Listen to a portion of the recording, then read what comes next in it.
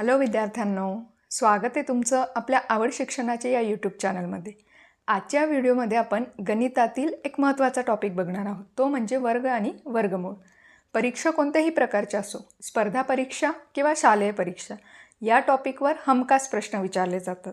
आजच्या व्हिडिओमध्ये आपण या टॉपिकवरील काही महत्त्वाचे प्रश्न सोडवणार आहोत आणि हे प्रश्न सोडवत असताना मी तुम्हाला काही ट्रिक्सही सांगणार आहे, म्हणजे तुम्हाला हा टॉपिक व्यवस्थित कळेल आणि तुमचा प्रश्नांचा सरावही होईल. चला तर मग व्हिडिओला सुरुवात करूयात. सर्वात सुरुवातीला वर्ग म्हणजे काय?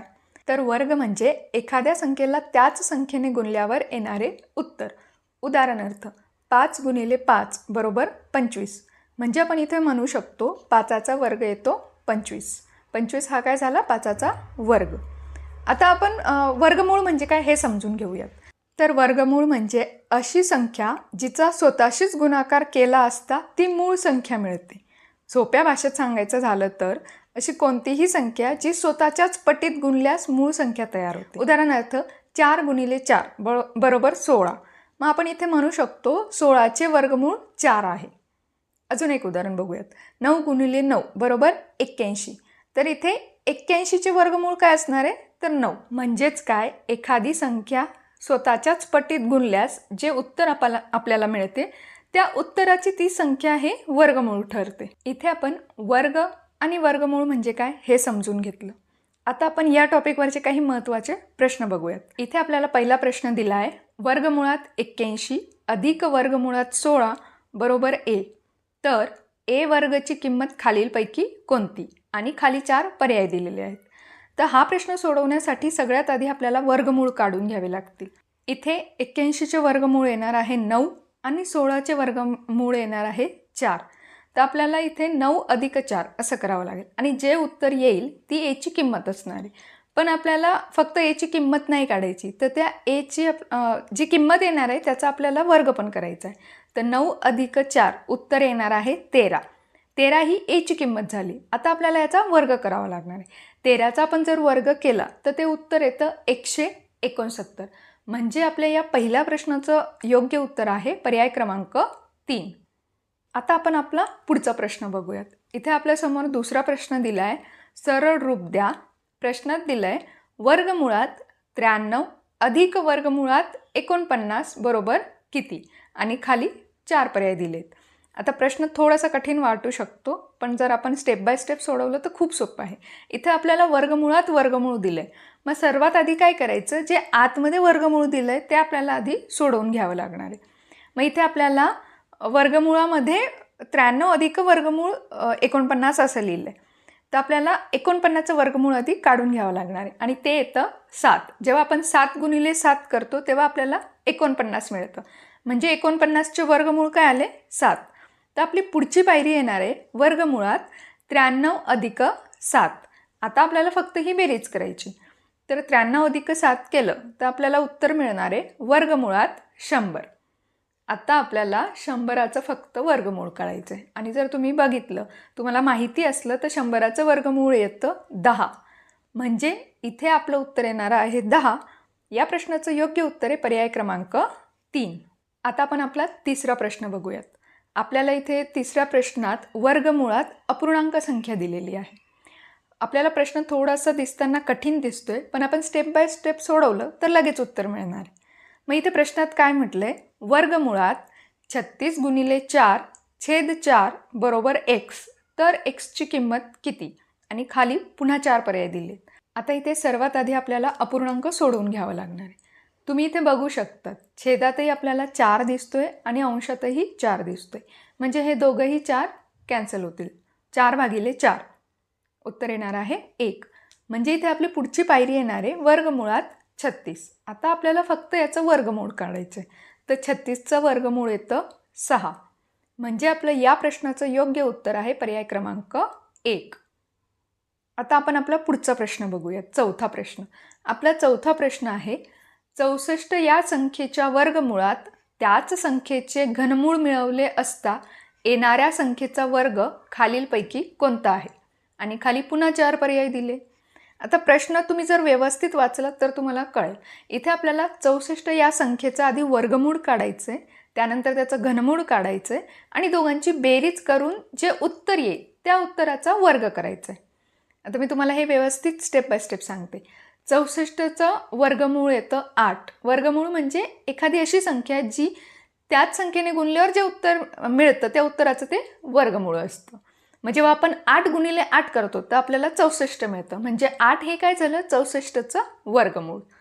तर इथे 8 हे 64चं वर्गमूळ आहे. तसंच आता आपल्याला घनमूळ काढायचं आहे. मग 64चं घनमूळ येतं 4. जेव्हा आपण 4 गुणिले 4 गुणिले 4 करतो तेव्हा आपल्याला उत्तर मिळतं 64. 4 चौक 16 आणि 16 चौक 64. म्हणजे इथे 4 ही संख्या 64चं घनमूळ आहे. आता इथे आपल्याला वर्गमूळ आणि घनमूळ दोघंही मिळाले.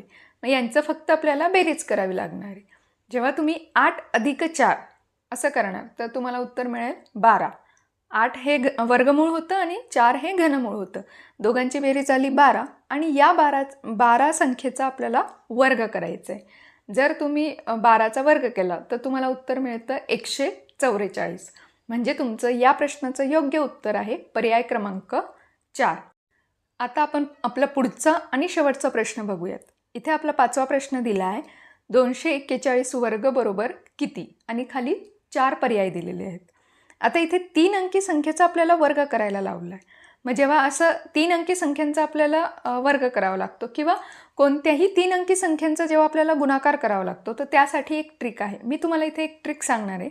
ही ट्रिक जर तुम्ही व्यवस्थित समजून घेतली तर कोणत्याही 3 अंकी संख्यांचा गुणाकार तुम्ही अगदी सहज करू शकाल आणि 1 मिनिटाच्या आत त्याचं उत्तर काढू शकणार. तर ट्रिक व्यवस्थित बघा. स्टेप बाय स्टेप मी इथे तुम्हाला समजवणार आहे. व्हिडिओ शेवटपर्यंत पूर्ण बघा. इथे आपल्याला 241चा वर्ग करायचा आहे. म्हणजेच 241 गुणिले 241 असा गुणाकार आपल्याला करावा लागणार आहे. हे मी इथे व्यवस्थित मांडून घेतलेलं आहे. आता आपण आपल्या ट्रिकला सुरुवात करतोय. तर सर्वात पहिली पायरी काय, जे एकक स्थानचे 2 अंक आहेत त्यांचा आपल्याला गुणाकार करावा लागणार आहे. एकक स्थानी अंक आहे 1 1, यांचा गुणाकार येणार आहे 1. म्हणजे इथे उत्तर आलं 1. हे आपण उत्तराच्या एकक स्थानी लिहून घेऊ. आता आपली दुसरी पायरी, दुसरी स्टेप. आपल्या दुसऱ्या स्टेपमध्ये काय करायचं आहे, जर एकक स्थानचे अंक आहे आणि जे दशक स्थानचे अंक आहे या दोघांचा आपल्याला तिरकस गुणाकार करून बेरीज करायची. म्हणजे इथे आपली स्टेप येणार आहे 1 गुणिले 4 अधिक 1 गुणिले 4 आणि याचं उत्तर येणार आहे 8. म्हणजे हेच आपलं पुढचा अंक असणार आहे, दशक स्थानचा अंक असणार आहे. आता आपण तिसरी स्टेप बघूयात.